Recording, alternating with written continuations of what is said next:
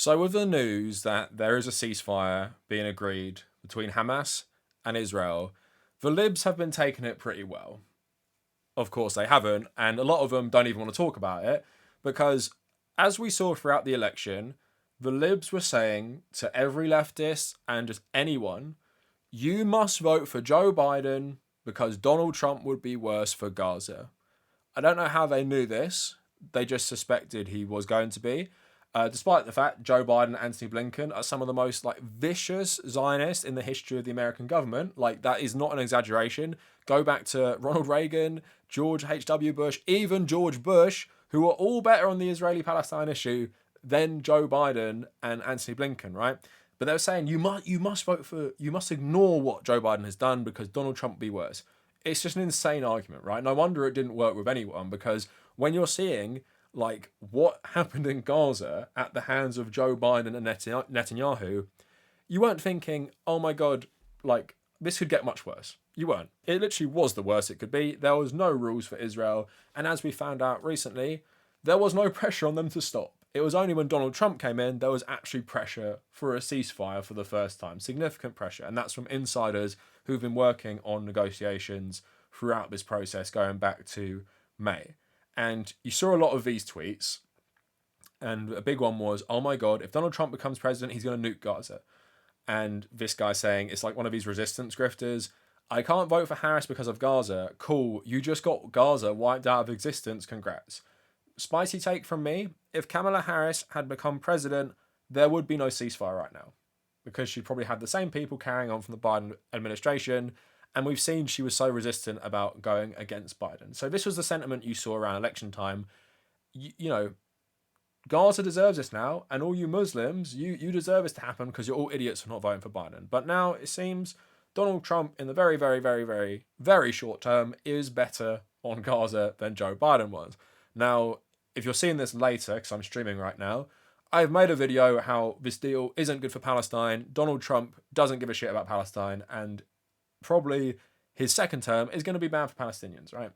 At the same time, we have to not, pretend that these people weren't being hysterical and saying all this shit, which was just trying to shame anyone who had a conscience into voting for a president doing some of the worst crimes of the 21st century. But I found something very interesting recently as well. So you guys might not have seen this, but there was this dinner or some gathering of resistance grifters at the White House. So they all went to dinner with Joe Biden. They were all getting pictures. This person is big on Twitter. I remember them. And now, annoyingly, how do they have only 500 fucking thousand followers on Blue Sky? Can we get rid of libs on Blue Sky? I've been on Blue Sky since beta. Didn't used to be this many libs. And it's so funny. They're both not talking about the Gaza ceasefire deal, and they're all thanking Joe Biden for being a great president. Imagine how soulless you have to be. Because the thing is, if you follow politics this much, these resistance grifters, you know what's going on in Gaza is fucked up. I can't believe you've brainwashed yourself to the extent that you don't think Joe Biden has responsibility for what's happening. So the other alternative is you've just sold your soul for money.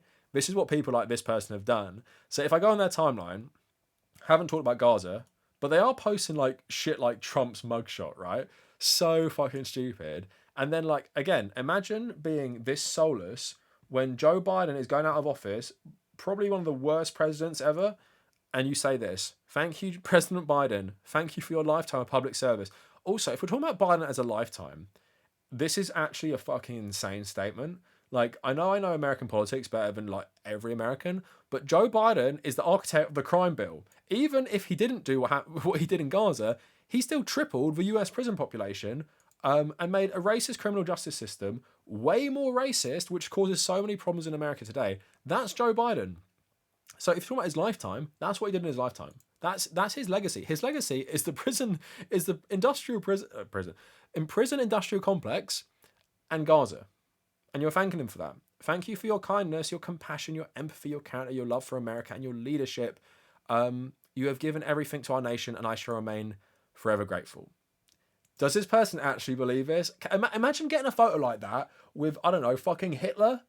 because that okay, not exactly the alternative, but you know what I'm getting at. Someone who's done terrible crimes against humanity, and you get a picture of them like they're some old senile like grandpa who's always been there for you your whole life or some shit like this. American liberals, man, they're our enemy. They're the enemy of humanity. I'm not even joking at this point. The way they coat all the worst crimes they do in this identity politics garbage and civility, I hate them so much. Speaking of people I hate so much, that's just a random person. I know them as a resistance grifter. Let's go on to another one, right? David Pakman, who also went to that dinner thing. Yeah, he isn't talking about Gaza. So remember with David Pakman, I made a whole video on him. The only time he talked about Gaza was after the initial attack on October 7th. That was to basically shame anyone who opposed Israel, saying that Israel's always dealt with this. Like being against Israel is like anti-Semitic. And then when that first hospital was destroyed, he blamed Palestinians and said anyone who doesn't blame Palestinians is an anti-Semite. As Israel proceeded to then destroy every other hospital, he's never said anything. So as the ceasefire is agreed, thanks to Donald Trump's pressure, Trump is taking credit for the Gaza ceasefire. Do we have any evidence that Trump was involved? I mean, you cover Trump 24/7, you slop YouTuber. That is all you talk about. And you're trying to pretend that you don't know that it's widely reported that he had a massive influence in this happening now because he wanted it done before he was elected, right? That's all this guy has had to say about Gaza in like 6 months. Because I don't know if he's paid by the DNC, David Pakman specifically. It's all about access. You know, he went to the Biden thing. He shook Biden's hand. Imagine shaking Biden's hand after everything he's done. But David Pakman supports Israel, and he always has. So I'm not surprised he doesn't mind this. But here's the funniest one, right? I put him in the video as well. Brian Tyler Cohen is another Trump slop YouTuber. He hasn't said anything about Gaza. Like David Pakman said some things that were bad. This guy hasn't said anything. I'm okay. I'm not saying this like I know this.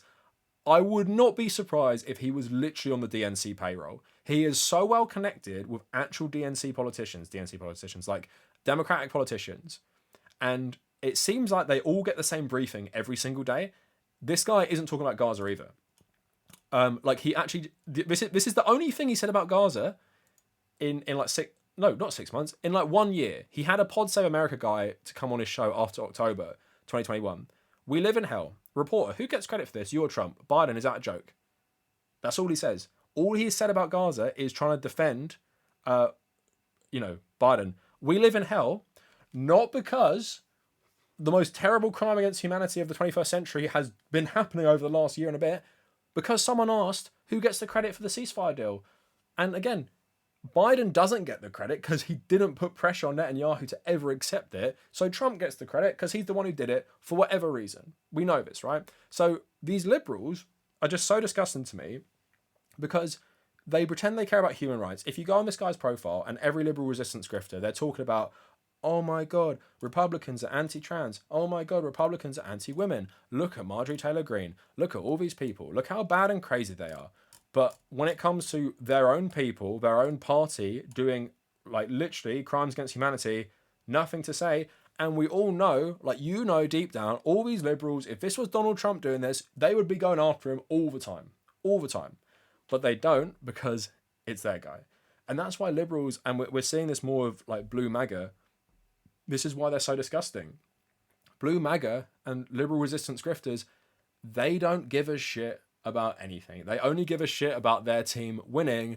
And basically, I think they only care about the civility stuff so they can pretend politics isn't happening. Because when someone shows you the face of the American empire, like Donald Trump, you have to pay attention. Remember everyone crying about kids in cages at the border? Joe Biden did that. Anyone crying about that anymore? What about all the terrible treatment of Palestinians by Donald Trump? Oh my God, they've taken the Golan Heights for Israel. Isn't that so bad? Donald Trump is saying all these terrible things. He's saying he's the king of the Jews and stuff like that. Oh, Joe Biden and Blinken back in Israel doing way worse things. Silence. Can't even, act like it's not even happening. And if you ever address it, act like Joe Biden can't do anything about it. When there's so much precedent of US presidents stopping this very thing from happening. So, like I said, these people were also the same people who were shaming everyone into voting for Biden and then Kamala Harris by saying Donald Trump would nuke Gaza. So you must vote for the guy who's basically allowed Israel to drop as many explosives that you know, that create I don't know, an explosion that maybe equals like Hiroshima or some shit, right? Got to back that guy.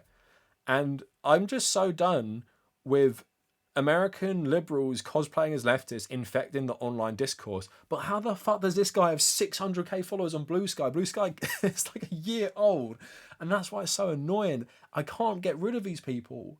And they just, like, even in my own audience, when I made a video on these two, I got so much backlash from it. People getting mad, people defending Biden, people still defend Biden in every comment section of my videos saying they subscribe to me as well. I'm like, are you insane? Are you insane? It's because Americans fundamentally are never educated on economic issues.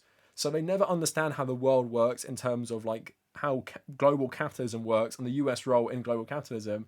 So you get so many fucking idiots like this making a crazy living. You're talking about 3 billion views on YouTube. This guy's views are fucking insane, by the way, and it's pure Trump slop. Easiest thing to do is be against Trump because, you know, he's uncivil. But Trump and Biden are very, very similar. Like most US presidents have been very, very similar, especially since Bill Clinton. So these people acting like they're part of some sort of resistance. Resistance to fucking what? You resisted Trump, you elected Biden. What did he do differently? And what did he do for anyone? Nothing. And people can say, oh, we did this really like tiny little reform of a total broken system that he benefits from. Okay, great. But yeah, liberal resistance grifters, no one should ever listen to them. And they are just grifters, right? You have to know this by now. If they're not talking about Gaza, it's because these guys are not all idiots. And I imagine if I talked to Brian Tyler Cohen in private about Gaza, I could probably get him to say some negative things about Biden. Would he ever say them publicly? Of course he wouldn't, because his audience would turn against him in a second. And you actually saw that happen a bit after Donald Trump was elected, because loads of these people's audience felt lied to because they were told so much that Donald Trump was actually going to lose in a landslide, and then he won in a landslide. So he felt gaslit. And yeah, just realise, don't listen to liberals. Liberals are pro-capitalism. Liberals are pro-imperialism. Their only problem is the civility. They don't give a shit about the rest of it. This guy has never said anything bad about Biden. And in fact, this guy is probably the worst because after Joe Biden's debate with Donald Trump, where even like Nancy Pelosi, one of the biggest Dem insiders ever, like was the architect of him stepping down from running again. This guy made a 20-minute video defending him. Like, how can you be that spineless? I mean, it's a lot of money, that's why, that you defend Joe Biden when literally the whole world was making fun of him and saying he has to go. Even like the most hardline Dems were like, he has to go. And this guy was saying he should stay.